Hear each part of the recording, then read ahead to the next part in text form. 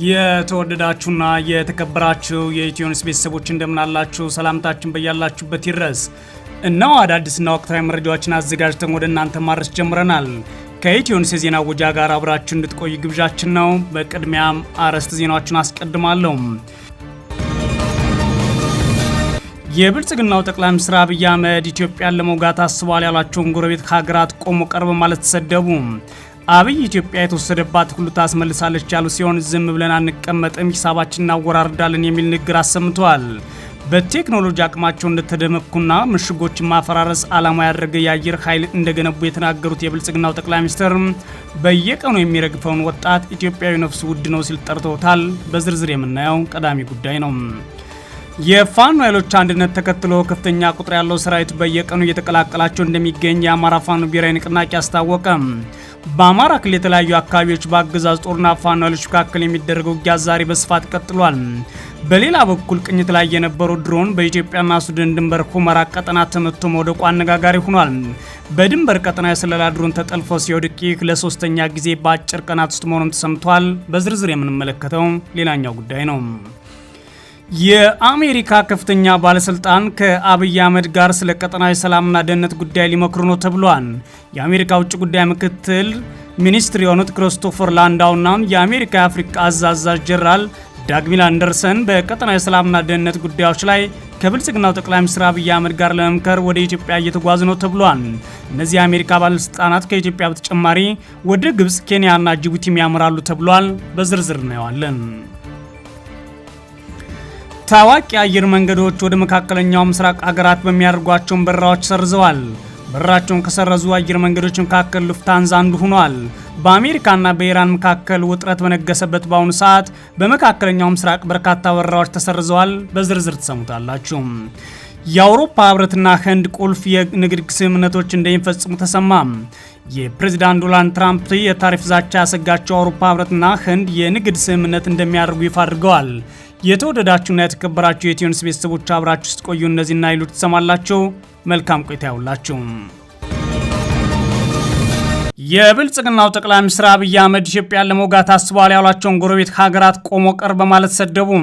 አብይ ኢትዮጵያ የተወሰደባት ሁሉ ታስመልሳለች ያሉ ሲሆን ዝም ብለን አንቀመጥም፣ ሂሳብ እናወራርዳለን ብለዋል። አብይ በቴክኖሎጂ አቅማቸው እንደተመኩና ምሽጎችን ማፈራረስ ዓላማ ያደረገ የአየር ኃይል እንደገነቡ ዛሬ የተናገሩ ሲሆን በየቀኑ በሸንተረሩና በየቦታው ከኢትዮጵያን ጋር ሲዋጋ የሚረግፈውን ወጣት ነፍሱ ውድ ናት፣ በቴክኖሎጂ እንተካዋለን ብለዋል። ዛሬ የአገዛዝ ጦር የኢትዮጵያ አየር ኃይልን 9ኛ የምስረታ በዓል ሲያከብር ንግግር ያደረጉት የብልጽግናው ጠቅላይ ሚኒስትር አብይ አህመድ እንደተለመደው ሁሉ መድረኩ ለስድብ ለዛቻና ማስፈራሪያ እንዲሁም ለተለያዩ ጉዳዮች ዲስኩር አውለውታል። አብይ አህመድ በመድረኩ የተለያዩ ሀገራት ወታደራዊ አታሺዎች ዲፕሎማቶችን አስቀምጠው የገነቡትን የጦር ኃይል ትጥቅ እየዘረዘሩ አቅም አለን ማለት ማንም እንዳይሞክረን በማለት ግልጽ ዛቻን ፈጽመዋል። ምንም እንኳን አራስ ህጻናትና ሽማግሌዎችን፣ አዛውንትና ትምህርት ቤትን እንዲሁም የእምነት ተቋማትን በማውደም ዓለም ያወቀው የጦር ኃይልና የጦር ወንጀለኛ አየር ኃይል በገነቡ መሆናቸው ቢታወቅም አሁን ላይ ጎረቤት ሀገራት በግልጽ ማጥቃት የሚያስችል አቅም አለን ሲሉ ተደምጠዋል። ጠቅላይ ሚኒስትሩ ቆሞ ቀሮች ማለት የጠሯቸው የጎረቤት ሀገራት ቴክኖሎጂ እንኳን አታውቁም በማለት ጭምር የሰደቧቸው። ወዳጅም ጠላትም አንድ እንዲገነዘብ የምፈልገው ነገር ኢትዮጵያን በቅጡ ኢትዮጵያን በበቂ አናቃትም። ኢትዮጵያ ከምታውቋት ያለፈች ሀገር ናት፣ በሀብቷም በታሪኳም በብቃቷም። ከዚያ ባሻገር ኢትዮጵያ እያደገች ያለች ሀገር ናት። የአፍሪካ ትንሣኤ፣ የአፍሪካ ተመልሶ የማደግ ምልክት የምትሆን ሀገር ናት። ከእንደዚህ ያለው ሀገር ጋር ተስማምቶ ተባብሮ አብሮ ማደግ ብቻ ነው የሚያዋጣው። ከዚያ ውጭ ያለው አማራጭ ጥፋት ስለሚያስከትል አንዳንዴ የምትስቱ ቆማችሁ የቀራችሁ ወደፊት መራመድ የምትቸገሩ ሱ30 JC10 ወይም ከዚያ ያለፉ ቴክኖሎጂዎች ሲጠሩ ይሄ ደግሞ ምንድነው ብላችሁ ግራ የሚገባችሁ አሁንም ሚግ 21 ላይ ያላችሁ ሀገራት ደጋግማችሁ እንድታስቡ የሚያስፈልገው ኢትዮጵያ ትናንትና ላይ የቆመች ሀገር አይደለች። አብይ አህመድ በዓለም የተሰራጨውን ቴክኖሎጂ ራሳቸው ብቻ እንደሚያውቁት አድርገው ሱ-35 አታውቁም ያሏቸው ሀገራት ማንነት ባይገልጹም ኢላማቸው ግን ኢሳያስ አፈወርቂ የሚመሯት ኤርትራ እንደሆነች አይጠረጠርም። ለዚህም ኢትዮጵያ የተወሰዱባትን ጥቅሞች ለማስመለስ ውጊያ እንደምትከፍት ሲናገሩ ከዚህ በፊት ቀይ ባህር እናስመልሳለን፣ አሰብም የኛ ነው የሚለው ግልጽ ዛቻቸው ይታወሳል። በተላላነት የተወሰዱባት ጥቅሞችን ታወራርዳለች፣ ይህንን ማንተውም በማለት ነው አብይ አህመድ ዛሬ በአደባባይ የተናገሩትም። ኢትዮጵያ ነገን ለመዋጀት አበክራ የምትሰራ ሀገር ናት። የማንንም አትፈልግም። የራሷን በየዋህነት በተላላ በአጭር ጊዜ ድል አሳልፋ አትሰጥም። የተሰጠ ካለም ማወራረዷን አትተውም። ባለፉት 100 ዓመታት ኢትዮጵያን ለማዳከም ተሰርቷል ያሉት አብይ አህመድ የኢትዮጵያ ጥቅሞችን ለማዳከም የተሰራው ስራ በብዙ መልኩ የተከወነ ነው ካሉ በኋላ አሁን ላይ ያ እንዳይደገም አገራችንም እንድታድግ በሩ አንዘጋለን ብሏል። አብይ አህመድ 9 በር ዘግተናል 10ኛው ቀርቶናል ሲሉም ነው ንግግር ያደረጉትም። በራችን በቅጡ መዘጋቱን ማረጋገጥ ያስፈልጋል። ባለፉት 100 ዓመታት ጠላቶቻችን ከቅርብና ከሩቅ የኢትዮጵያን አጠቃላይ አቅም ለማዳከም ስትራቴጂ ጥቅሞቿን ለማደናቀፍና ጥቅሞቿን ለመጋራት በብዙ ደክመዋል፣ በብዙ ሰርተዋል። ያ እንዳይደገም ወዳጆቻችን በራችን ክፍት ነው። በትብብር አብረን ለመስራት አብረን ለማደግ ያለንን ቁርጠኝነት በድጋሚ እያረጋገጥኩ ጠላቶቻችንን በሚመለከት ግን የኢትዮጵያን ክብር፣ የኢትዮጵያን አንድነት፣ የኢትዮጵያን ብሔራዊ ጥቅም ለማስከበር ተኝተን የማናድር መሆኑን በድጋሚ ማረጋገጥ እወዳለሁ። የፋኖ ኃይሎች አንድነት ተከትሎ ከፍተኛ ቁጥር ያለው ሰራዊት በየቀኑ እየተቀላቀላቸው እንደሚገኝ የአማራ ፋኖ ብሔራዊ ንቅናቄ አስታወቀም። በአማራ ክልል የተለያዩ አካባቢዎች በአገዛዝ ጦርና ፋኖ ኃይሎች መካከል የሚደረገው ውጊያ መቀጠሉን ተሰምቷል። በሌላ በኩል የተለያዩ ውጊያዎች በቀጠሉበት የሱዳንና የኢትዮጵያ አዋሳኝ አካባቢ የብልጽግና አሳይ የሚያደርጉ ድሮኖች አሁንም መውደቃቸውን ቀጥለዋል። ቅኝት ላይ የነበረ ድሮን በኢትዮጵያና ሱዳን ድንበር ሁመራ ቀጠና ተመቶ መውደቁ አነጋጋሪ ሆኗል። በድንበር ቀጠና የስለላ ድሮን ተጠልፎ ሲወድቅ ይህ ለሶስተኛም ጊዜ ሆኗል። የአማራ ፋኖ ብሔራዊ ንቅናቄ ጥር 15 ቀን 2018 ዓ.ም እንዳስታወቀው የፋኖ ኃይሎች አንድነት ተከትሎ በርካታ የሰራዊት አባላት ወደ ፋኖ እየተቀላቀሉ እንደሚገኙ አስታውቋል። የአማራ ፋኖ ብሔራዊ ንቅናቄ ምስረታን ተከትሎ በኢትዮጵያ ውስጥ እየተንቀሳቀሰ ያሉ ጸረ አገዛዝ ኃይሎችም መልካም ምኞታቸውን እየገለጹ ይገኛሉ ነው ያለው ንቅናቄው ይፋ ባደረገበት መግለጫው። የፋኖ ኃይሎች አንድነት ተከትሎ በመተከል ዞን ዳንጉር ወረዳ ራሳቸውን አደራጅተው ከአገዛዙ ጥቃት ሲከላከሉ የቆዩ በሻለቃ ሲሳይ ገነት የሚመሩ 60 አባላት አማራ ፋኖ ብሔራዊ ንቅናቄ ቴዎድሮስ ዕዝን ተቀላቅለዋል ብሏል። እነዚህ የቡድኑ አባላት 2 የቡድንና 45 የነፍስ ወከፍ መሳሪያዎችን በመያዝ ወደ ፋኖ መቀላቀላቸውን የአማራ ፋኖ ብሔራዊ ንቅናቄ ቴዎድሮስ ዕዝ አስታውቋል። በተመሳይ የፋኖ ኃይሎች አንድነት መታወጁ ተከትሎ በምስራቅ ጎጃም፣ ሰሜን ሸዋ፣ ሰሜን ወሎና ምዕራብ ጎንደር ዞኖች በሚገኙ የተለያዩ አካባቢዎች ስምሪት ላይ የነበሩ የአገዛዝ ጦር አባላት ከግዳጅ ቀጠናቸው መጥፋት የፋኖ ኃይሎች እየተቀላቀሉ እንደሚገኙ መረጃዎች አመልክተዋል። የፋኖ ኃይሎች ከተቀላቀሉ የአገዛዝ ጦር አባላት መካከል አመራሮች እንደሚገኙበትም ነው የፋኖ የመረጃ ምንጮች ለኢትዮኒውስ ያረጋገጡትም። በሌላ በኩል በአማራ ክልል የተለያዩ አካባቢዎች በአገዛዝ ጦርና ፋኖ ኃይሎች መካከል የሚደረገው ውጊያ ዛሬም ቀጥሏል። ጥር 15 2018 ዓ.ም በሰሜን ወሎ ዞን ላስታ ቀጠና የሚኒሊክ ዕዝ የበላይ ዘለቀ ዕዝ አሃዶች የሆኑ 2 የፋኖ ኃይሎች በአገዛዙ ጦር ላይ በከፈቱት ውጊያ ድል መቀናጀታቸውን አፋብን አስታውቋል። በዚህም የአፋብን ሚኒሊክ ዕዝ ላስታ ሳምነው ኮርና የበላይ ዘለቀ ዕዝ ውባንታ አባተ ኮር በቅንጅት በላስታ ቀጠና በወሰዱት እርምጃ በርካታ የአገዛዙ ጦር ላይ ከፍተኛ ጉዳት መረሱን የመረጃ ምንጮች ተናግረዋል። በተመሳይ በደቡብ ጎንደር ዞን ጋይንትና ብናት ወረዳዎች በቀጠለ ውጊያ በርካታ የአገዛዝ ጦር አባላት መገደላቸውን የተሰማው። በትላንትናው ዕለት በታች ጋይንት ወረዳ ዳሞትና ጠጥራ አካባቢ በተደረገ ውጊያ ከ20 በላይ የአገዛዝ ጦር አባላት የሞትና የአካል ጉዳት ሲደርስባቸው የፋኖ አባላት መቁሰላቸውን ነው የኢትዮኒውስ የፋኖ የመረጃ ምንጮች ተናገሩት። በሌላ በኩል የአገዛዝ ጦር በደቡብ ጎንደር ዞን ጉና በጌምድር ወረዳ ክምር ድንጋይ ከተማ በመነሳት ወደ አጃ ከተማ ሲንቀሳቀስ በፋኖ ኃይሎች ድንገተኛ ጥቃት ተፈጽሞበት ጉዳት አስተናግዷልም ተብሏል። በአገዛዙ የመከላከያ ፖሊስና ሚኒሻ ኃይል ላይ ድንገተኛ ጥቃት የተከፈተው ውቅሮ መድኃኔዓለም የተባለ ቦታ ላይ ሲሆን በጥቃቱም በርካቶች ተጎድተዋል ሲሉ ነው የመረጃ ምንጮቻቸው የተናገሩት። በማዕከላዊ ጎንደር አለፋ ወረዳ በተፈጸመ የደፈጣ ጥቃት የአገዛዙ ወታደሮች የሞትና የአካል ጉዳት እንደደረሰባቸው የፋኖ ኃይሎች አስታውቀዋል። የአገዛዙ ጦር ከአለፋ ወረዳ አጸደ ማርያም ከተማ ወደ ቺማለበዝ አካባቢ በመጓዝ ላይ ሳለ ነው በፋኖ ኃይሎች ጥቃት እንደተከፈተበት ይሰማው።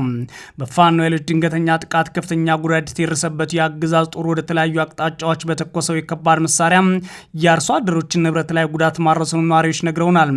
ይህ በእንዲህ እንዳለ ንብረትነቱ የተባበሩት አረብ ኤሚሬቶች የሆነ ድሮን በኢትዮጵያና ሱዳን ድንበር ተመቶ መውደቁ አነጋጋሪ ሆኗል።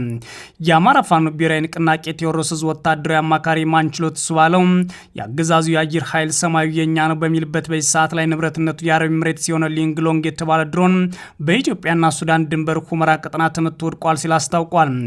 ድሮኑ ለስለላ እንደወጣት ጠልፎ ነው ሁመራ አካባቢ ወድቋል የተባለው። የአፋብን ቴዎድሮስ ዕዝ ወታደራዊ አማካሪው ማንችሎት ሱባለው አክሎም በሱዳን ድንበር ሁመራ ቀጠና የወደቀው ይህ ድሮን በአፋር ግንባር ቡሬ ላይ የወደቀውን ጨምሮ አራተኛው ነው ብሏል። የብልጽግና አገዛዝ የአየር ኃይል 3 ድሮኖች የወደቁት በዚህ የሱዳን ድንበር አካባቢ መሆኑን ያስታወቀው ወታደራዊ አማካሪው ይህንን ተከትሎ ጥቃቱ የሱዳን ጦር በራሱ አቅም ያደረገው አይሆንም፣ ሳውዲ አረቢያና ግብጽ ናቸው በሚል አገዛዙ በውል እስኪጣራ በድንበር አካባቢ የሚደረገውን የድሮን ቅኝት አቁሟል ሲል ይፋ አድርጓል። አሁን ላይ የብልጽግና አገዛዝ አየር ኃይል ሙሉ ትኩረቱን በአማራና ኦሮሚያ ክልል ብቻ እንዲሆን መታዘዙን መረጃ እንዳለው ነው የፋኖ ወታደራዊ አማካሪው ማንችሎት ሱባለው ጨምሮ ያስታወቀው። የድሮኖቹ ተጠልፈው መውደቃቸውን ተከትሎ አገዛዙ ፋኖ ከግብጽ የተቀበለው መሳሪያ ድሮኖችን ጠልፎ ጣለብን እያለ እንደሚገኝ መረጃ እንደደረሳቸው ማንችሎት ይፋ አድርጓል። የአሜሪካ ከፍተኛ ባለስልጣን ከብልጽግናው ጠቅላይ ሚኒስትር አብይ አህመድ ጋር ስለ ቀጠናዊና ሰላም እንዲሁም ደህንነት ጉዳይ ሊወያዩ ነው ተብሏል። የአሜሪካ ውጭ ጉዳይ ምክትል ሚኒስትር ክሪስቶፈር ላንዳውና የአሜሪካ የአፍሪካ እዝ አዛዥ ጀነራል ዳግቪን አንደርሰን በቀጠናዊ የሰላምና ደህንነት ጉዳይ ከብልጽግናው ጠቅላይ ሚኒስትር አብይ አህመድ ጋር ለመምከር ወደ ኢትዮጵያ ሊጓዝ መሆኑ ተሰምቷል። ምክትል ሚኒስትሩ ከኢትዮጵያ በተጨማሪ ወደ ግብጽ፣ ኬንያና ጅቡቲ እንደሚያመሩ የአገሪቱ የውጭ ጉዳይ መስሪያ ቤት ይፋ አድርጓል። የውጭ ጉዳይ መስሪያ ቤቱ ትላንት አርብ ጥር 15 2018 ዓ.ም ያወጣው መረጃ እንደሚያመለክተው ለ8 ቀናት የሚዘልቀው ጉብኝት የሚጀምረው ዛሬ ቅዳሜ ጥር 16 ነው። የሚቀጥለው ሳምንት እሁድ ጥር 24 እንደሚጠናቀቅም በመስሪያ ቤቱ ምክትል ቃል አቀባይ ቶሚ ፒጎት ስም የወጣው መግለጫ ያስረዳል። ክሪስቶፈር በኤክስ ገጻቸው ባሰፈሩ ጽሑፍ ወደ ግብጽ፣ ኢትዮጵያ፣ ኬንያና ጅቡቲ የሚያደርጉት የመጀመሪያ ጉብኝት እንደሆነ ጠቅሰዋል። የውጭ ጉዳይ ምክትል ሚኒስትሩ በአራቱም ሀገራት በሚያደርጓቸው ጉዞዎች በአሜሪካ ፕሬዝዳንት ዶናልድ ትራምፕ ቅድሚያ የሚሰጣቸው ጉዳዮች እንደሚያራምዱ መስሪያ ቤታቸው ገልጸዋል። ቅድሚያ የሚሰጣቸው ጉዳዮች ተብሎ የተዘረዘሩት የንግድ ሚዛን ማመጣጠን፣ ምቹ የንግድ ሁኔታን ማረጋገጥ እንዲሁም ሰላምና ደህንነት ማስፈን የሚሉ ናቸው። የመስሪያ ቤቱ መረጃ እንዳመለከተው ምክትል ሚኒስትሩ ክሪስቶፈር የመጀመሪያ ጉዟቸውን የሚያደርጉት ወደ ግብጽ ካይሮ ነው። የክሪስቶፈር የካይሮ ጉዞ የመጣው የአሜሪካ ፕሬዝዳንት ዶናልድ ትራምፕ የናይል ወንዝን ጉዳይ በተመለከተ ግብጽና ኢትዮጵያን ለማደራደር ያላቸው ፍላጎት እየገለጹ ባሉበት ሰዓትም ነው። ትራምፕ ይህንን ፍላጎታቸውን የገለጹት ባለፈው ሳምንት ለግብጽ ፕሬዝዳንት አብዱል ፈታህ አልሲሲ በጻፉት ደብዳቤ ነው። በዚህ ሳምንት ደግሞ ሁለቱ ፕሬዝዳንቶች በስዊዘርላንድ ዳቮስ ከተማ ሲካሄድ በነበረው የዓለም ኢኮኖሚ ፎረም ላይ ተገናኝተው ይህንን ጉዳይ አንስተዋል። የውጭ ጉዳይ ምክትል ሚኒስትሩ ክሪስቶፈር በግብጽ ቆይታቸው ከሀገራቱ ባለስልጣናት ጋር ውይይት ከሚያደርጉባቸው ጉዳዮች አንዱ በቀጠናዊ ተግዳሮት ላይ የሚደረግ ትብብርን የሚመለከት እንደሆነ መስሪያ ቤቱ ያትታል። የመስሪያ ቤቱ መግለጫ የአሜሪካና ግብጽ የኢኮኖሚ ግንኙነት ለማጠናከር ከባለስልጣናቱ ጋር የሚነጋገሩት ምክትል ሚኒስትሩ ሀገሪቱ ውስጥ ኢንቨስት ከሚያደርጉና ከሚንቀሳቀሱ የአሜሪካ ኩባንያዎች ጋር ውይይት ያደርጋሉ ተብሎ ተጠቅሷል። የውጭ ጉዳይ መስሪያ ቤቱ መረጃ እንደሚያስረዳው ከሆነ ክሪስቶፈር ከግብጽ በኋላ የሚኖራቸው ጉዞ የሚያደርጉት ከአሜሪካ የአፍሪካ እዝ አዛዥ ጀነራል ዳግቪን አንደርሰን ጋር ነው። ምክትል ሚኒስትሩ ወደ ኢትዮጵያ በሚያደርጉት ጉዞ ጠቅላይ ሚኒስትር አብይ አህመድና ሌሎች ባለስልጣናት እንደሚገኙ ተገልጿል። በካይሮ ያልተገኙት የጦር አዛዡ በጦርነት ወደምታመሰው ኢትዮጵያ ሲገቡ ግን የጦር አዛዡ የሚያጅቧቸው ምክንያት አልተገለጸም። የመስሪያ ቤቱ መረጃ ጠቅላይ ሚኒስትር አብይ አህመድ ጋር ጨምሮ ከኢትዮጵያ ባለስልጣናት ጋር በቀጠናው የሰላምና ደህንነት ጉዳዮች ላይ ይመክራሉ ይላል። በተጨማሪም ባለስልጣናትና የግል ዘርፍ ተዋናዮችን አግኝተው ለአሜሪካ የንግድ ተሳትፎ ለማሳደግ ያሉ እድሎችን ያስተዋውቃሉ ተብሏል። በተጨማሪም በአዲስ አበባ ቆይታቸው ከአፍሪካ ህብረት ኮሚሽን ሊቀመንበር መሐሙድ አሊ ዩሱፍ ጋር ተገናኝተው እንደ ሰላም ማስፈን፣ የንግድ ትብብር ማስፋፋትና ሰብአዊ ቀውሶችን መፍታት ባሉ ቅድሚያ የሚሰጣቸው የጋራ ጉዳዮች እንደሚወያዩ የውጭ ጉዳይ መስሪያ ቤቱ መግለጫ ያሳያል። የውጭ ጉዳይ ምክትል ሚኒስትሩ ክሪስቶፈር የኬንያ ቆይታ ከሀገሪቱ ባለስልጣናት ጋር ሰፋ ያሉ ቀጠናዊ ጉዳዮችን በተመለከተ ጭምር ውይይት የሚደረግበት እንደሆነ ጠቅሷል። የመስሪያ ቤቱ መረጃ ከኬንያ ባለስልጣናት ጋር የንግድ ተሳትፎን፣ የጸረ ሽብር ትብብርን፣ ኬንያ በሄይቲ ደህንነት ለማስጠበቅ የምታደርገውን አስተዋጽኦና ሰፋ ያሉ ቀጠናዊ ጉዳዮችን አስመልክቶ ይወያያሉ ሲል በናይሮቢ የሚነሱ አጀንዳዎችን ዘርዝሯል። የጅቡቲ ጉዞን በተመሳይ በደህንነትና በጸረ ሽብርተኝነት ትብብር እንዲሁም ንግድ ግንኙነቶች ላይ እንደሚያተኩር ተገልጿል። እኒሁ የአሜሪካ ባለስልጣን የማይሄዱት ታዲያ ወደ ኤርትራና ሱዳን መሆኑም ታውቋል።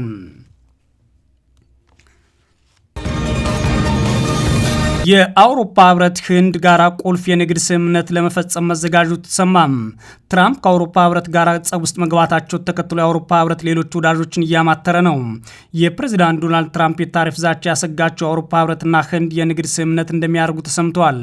የአውሮፓ ካውንስል ፕሬዚዳንት አንቶኒዮስ ዳኮስታ እና የአውሮፓ ኮሚሽን ፕሬዚዳንት እርሰላ ቮን ደር ላየን በቀጣይ ሰኞ በሚካሄደው የህንድ ብሔራዊ ቀን ላይ ዋነኛ የክብር እንግዶች ሆነው ይታደማሉ ተብሏል።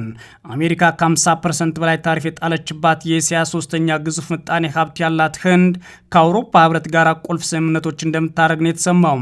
ተንታኞች እንደሚሉት የአውሮፓ ህብረትና የህንድ መቀራረብ የትራምፕ አስተዳደር የፈጠረው የንግድ አለመረጋጋት ውጤት ነው ሊባል ይችላል።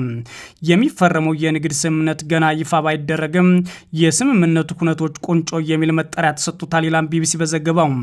ትራምፕ ግሪንላንድን የመጠቅለል እቅዳቸውን የማይደግፉ የአውሮፓ ሀገራት ላይ ታሪፍ ለመጣል መዛታቸው ውዝግብ ፈጥሮ እንደነበር አይዘነጋም። በዳቮስ የምጣኔ ሀብት ጉባኤ ላይ ግን ታሪፍ የመጣል እቅዳቸው እንደሰረዙ ገልጸዋል። ነገር ግን የአውሮፓ ህብረት አሁንም በትራምፕ ላይ ምንም አይነት እምነት ባለማሳደሩ ሌላኛዋ ተጎጂ የሆነችውና የትራምፕ ፖሊሲ እያደቀቃት ያለችው ህንድ ጋር አዲስ ውል ለማሰር እየተዘጋጀ እንደሆነ ተሰምቷል። ከዚህ በፊት ባሉት ቀናት ጎረቤቷ የነበረችው ካናዳ ከቻይናና ጠላቴ ከምትላት ጋር ግልጽ የሆነ የንግድ ስምምነት መፈጸሟና በንግድ ጉዳዮች ላይ መሪዎች ማወያየታቸው ትራምፕን በካናዳ ላይ የሚያረሱትን ዛቻ ጭምር እንዲጨምሩ አስገድዷቸዋል። ታዋቂ አየር መንገዶች ወደ መካከለኛው ምስራቅ ሀገራት የሚያደርጓቸው በረራዎች ተሰርዘዋል። በረራቸውን ከሰረዙ አየር መንገዶች መካከል ሉፍታንዛ አንዱ ሲሆን ዋነኛ ምክንያቱ ደግሞ በኢራንና በአሜሪካ መካከል እንዲሁም በእስራኤል የተፈጠረው ውጥረት ነው። በአሜሪካና በኢራን መካከል ውጥረት በነገሰበት በአሁኑ ወቅት ታዋቂ አየር መንገዶች ቅዳሜ ዕለት ወደ መካከለኛው ምስራቅ ሀገራት የሚያደርጓቸውን በረራዎች ሰርዘዋል። የፈረንሳዩ ኤር ፍራንስ፣ የጀርመኑ ሉፍታንዛ እንዲሁም የካናዳው ኤር ካናዳ፣ የኔዘርላንድሱ KLM እስከ እሁድ ድረስ ወደ እስራኤል፣ ሳውዲ አረቢያና የተባበሩት አረብ ኤምሬትስ እንደማይበሩ አሳውቀዋል። በረራዎቹ የተሰረዙት አንዳንድ የመገናኛ ብዙሃን በአሜሪካና በኢራን መካከል ያለው ውጥረት ወደ ወታደራዊ ግጭት ሊያመራ ይችላል በሚሉበት ወቅት ነው። የእስራኤሉ ቻናል አይ 24 የተባለው የቴሌቪዥን ጣቢያ በኤርፖርቶች ድረገጽ ላይ የሰፈረውን የበረራ መረጃ መሰረት አድርጎ እንደዘገበው የኔዘርላንድስ ሮያል ደች አየር መንገድና የስዊዘርላንዱ ስዊዝ ኤር በተመሳሳይ በረራቸውን ሰርዘዋል። የእስራኤል መከላከያ ሚኒስትር አርማታ በኤክስ ገጹ ላይ ባሰፈረው መልእክት በረራዎችን በተመለከተ ከሀገሪቱ የደህንነት እዝ የተለወጠ ነገርና የተላለፈ ትዕዛዝ የለም ብሏል። የኢራን ሲቪል አቪዬሽን ድርጅት ቃል አቀባይ የኢራን አየር ክልል አልተዘጋም፣ የበረራ መስመሩም ከበረራ ነፃ እንዲሆን አልተደረገም በማለት በኢንተርኔት ላይ የሚዘዋወረው መረጃ ውድቅ አድርገውታል። የጀርመኑ አየር መንገድ ሉፍታንዛ እስከ መጋቢት መጀመሪያ ድረስ እንዲሁም የሉፍታንዛ አካል የሆነው የኦስትሪያ አየር መንገድ እስከ የካቲት አጋማሽ ድረስ ወደ ኢራን በረራዎች እንደማይኖራቸው ከቀናት በፊት አስታውቋል ያለው ቢቢሲ ነው። የተወደዳችሁና የተከበራችሁ የኢትዮ ኒውስ ቤተሰቦች መረጃዎቻችን እነዚህ ነበሩ። መልካም ጊዜ እመኛለሁ።